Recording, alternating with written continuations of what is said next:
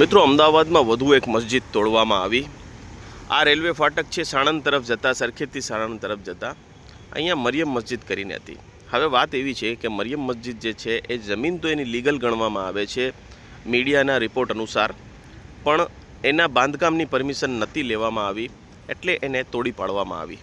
આ ફાટકની બિલકુલ નજીક છે। અહીંયા પોળો રસ્તો કરવા માટેની પૂર્ણ જગ્યા પહેલાંથી કરી દેવામાં આવી છે, કેમ કે અહીંયા આવનાર દિવસોમાં બ્રિજ બનશે, એટલે બે જગ્યાએ કટિંગ જે હતી તો કરી દેવામાં આવી હતી। આ કટિંગની અંદર જ છે, તમે જોશો અહીંયા સુધીનું કટિંગ પહેલાં થઈ ચૂક્યું છે, કટિંગની અંદર જ હતી, એટલે જગ્યા તો લીગલ જ હતી, પણ એનું પ્લાન પાસ કરવામાં નથી આવ્યું અને તોડી પાડવાના બાદ એવું કહેવામાં આવ્યું હવે તમે પ્લાન પાસ કરાવશો તો તમારી મસ્જિદ અમે પાસ કરી આપીશું। અને ગુજરાત હાઈકોર્ટમાં આનો કેસ પણ ચાલતો હતો। ગુજરાત હાઈકોર્ટે આનું સ્ટે પણ લગાવવામાં મીડિયાના સૂત્રોથી માહિતી મળે છે, મીડિયામાં જે રીતે અહેવાલો ચાલે છે કે એને રોકવાની પરમિશન પણ હતી, પણ તે છતાં તોડી દેવામાં આવી। તો મારું સરકારશ્રીને સવાલ છે કે આપણા દેશમાં મુસ્લિમોની સંખ્યા 10થી 15%, એટલે એમના ધાર્મિક સ્થાનો પણ 10%ની આજુબાજુ હશે, એનાથી 15 ગણા કે 20 ગણા આપણા મેજોરિટી સમાજના લોકોના તમને જોવા મળતા હશે।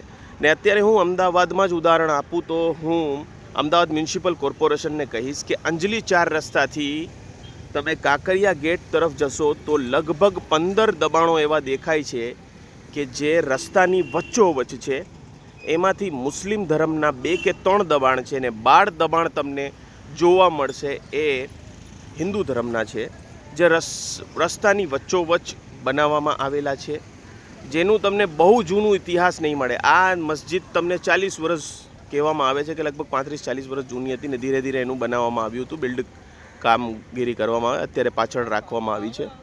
તો અમુક મંદિર તમને ઓવર ધ નાઇટ જોવા મળે છે કે પહેલાં એક નાના એવા રસ્તાની વચ્ચે નાના એવા મંદિર બનાવવામાં આવે છે, જેમ કે ઓલા થાંભલા પાસે એક નાનું બનાવવામાં આવશે, એના પછી એને થોડું મોટું સ્વરૂપ આપવામાં આવે છે, તો ત્યાં સુધી પણ કોઈને નડતું નથી, પછી એ મોટું બની જાય છે।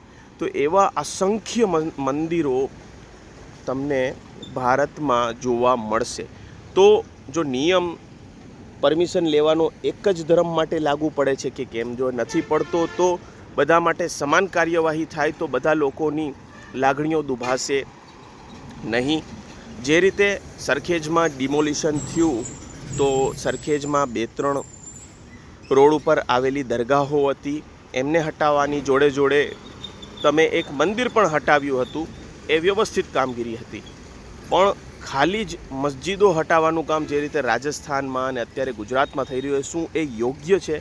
શું પરમિશન ખાલી મસ્જિદોને જ લેવાની છે બાંધકામની, કે પછી જે રસ્તાઓ ઉપર નાના મોટા અસંખ્ય મંદિરો તમને જોવા મળે છે? ખાસ કરીને મેં કીધું અંજલી 4 રસ્તાથી લઈને તમે કાંકરિયા ગેટ નંબર 1ની વચ્ચે જશો એટલે ફૂટપાથ ઉપર બી તમને જોવા મળશે, રોડની વચ્ચોવચ્ચની જોવા મળશે, BRTSની વચ્ચોવચ્ચ જોવા મળશે, પણ એ બધી વસ્તુઓને કોઈ દિવસ હટાવવામાં નથી આવતી।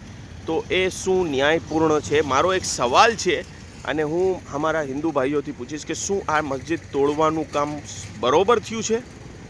પ્લાન નહોતું તો શું પ્લાન પાસ કરાવી ને એને એક છૂટ આપવામાં નહોતી આવી શકે, અથવા પેનલ્ટી આપવામાં આવત તો પણ કંઈ વાંધો નહોતો, એ પૂછીશ। અને બીજું કે શું કે બીજી જે ધર્મના જે પણ ધાર્મિક માળખાઓ છે એને હટાવવું કોઈ જરૂરી નથી? જે રસ્તાઓની વચ્ચે ઊભા કરવામાં આવે છે એ ઊભા કરવાની પાછળ ઘણી વખત ખબર એવી પડે છે કે લોકો રસ્તાની વચ્ચે એટલે ધાર્મિક સ્થાનો બનાવે છે કે એની પાછળ કોઈના કોઈનું રોજગાર અથવા ધંધો અથવા તો આસ્થા જોડેલી હોય છે, અને એ આસ્થા કેવી વહેતી કરી દેવામાં આવે છે, જેના લીધે પછી લોકો ત્યાં એ આસ્થાને માનતા થઈ જાય છે। તો એ બધાની પણ મારા હિસાબે એઝ અ ભારતીય નાગરિક થવી જોઈએ જાણ અને જાંચ થવી જોઈએ, અને જે માળખા એવા છે એ બધાને રજીસ્ટર કરવાનું આ તો આદેશ આપો, કાં તો પછી એમની જગ્યા પણ એમની નથી, પરમિશનની તો દૂરની વાત, એ જગ્યા પણ એમની નથી, તો પછી એમને હટાવવામાં આવવા જોઈએ।